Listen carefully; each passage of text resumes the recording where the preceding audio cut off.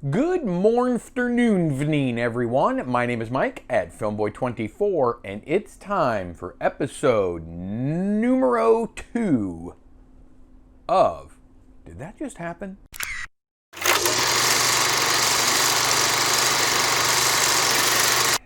Well, we're at episode number 2 of my favorite series, Did That Just Happen?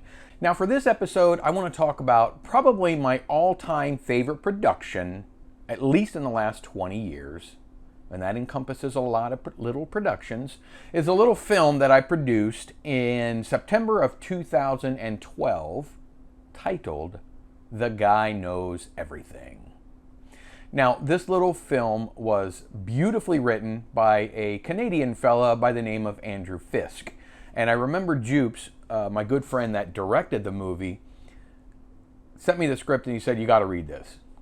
And I read it, and we knew we were going to have to shoot it. So we got with another good friend of mine, Dan, who owned and still does own a bar in DeLand, Florida, Cafe Da Vinci, and he gave us permission to essentially, when they were closed, use it and shoot the entire thing. Essentially, his bar was at our disposal to shoot the entire movie. If they were closed, it was ours. So thank you, Dan. Although I know you're not watching this.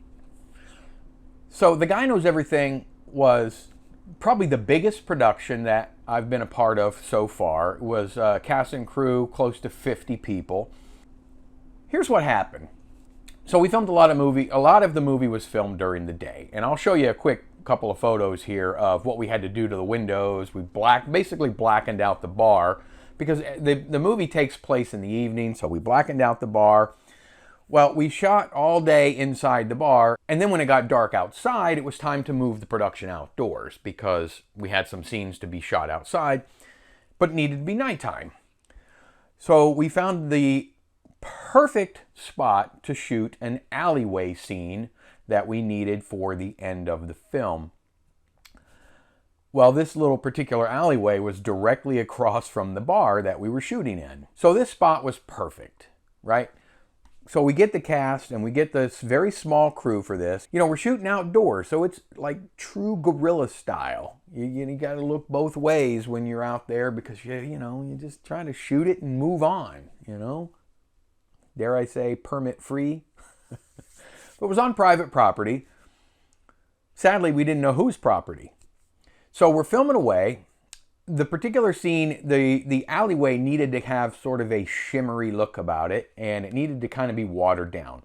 Well, there was a water spigot on the side of the building, one of the buildings that was in the alleyway, and I don't think it was our hose, but maybe it was, but we attached a hose to it, and we commenced spraying down the entire alleyway. There was also I believe, power outlet out there somewhere, so we attached our extension cords. So now we have full-on lights and water going, and we're watering down. I'll show you a quick clip.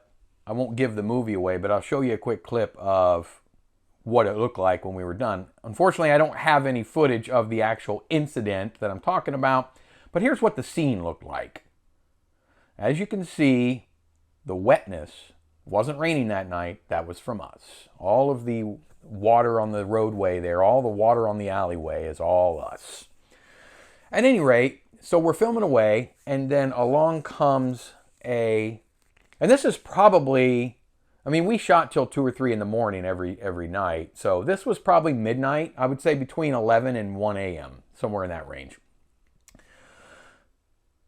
So we see headlights and a car, I believe it was like a white Mercedes or something like that, slows on the main roadway and sort of kind of makes a little turn into this alleyway right where we were. Well, they start to turn into the alleyway, and then it was a sort of a middle-aged female driving, and she kind of stops.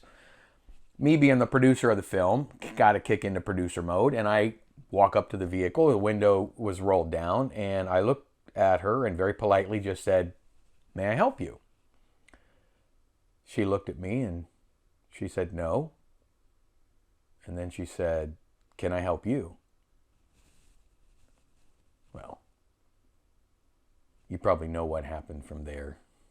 It was her property. I don't know how she found out that we were filming. I mean, it took us maybe an hour to do the whole scene, but she was there. She wasn't super happy about the fact that we were borrowing her electricity and borrowing all of her water to essentially just water down her alleyway. Nonetheless, we had a pretty in-depth conversation, her and I. And when it was all said and done, and after I had explained to her what it was we were doing and where we originated from, which was across the street, and that we did have permission from my friend Dan to film in his bar. Luckily, she knew Dan, so thank you, Dan. She actually, once we got to that point, had a pretty good giggle about it, said, "You guys have fun, use what you need. I hope your film turns out great."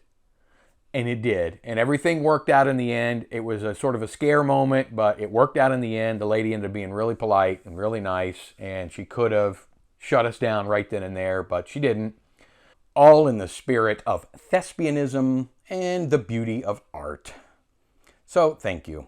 If this is the kind of content you enjoy and you want to see episode number 3, make sure that you punch that like button for me. You subscribe so you don't miss episode number 3.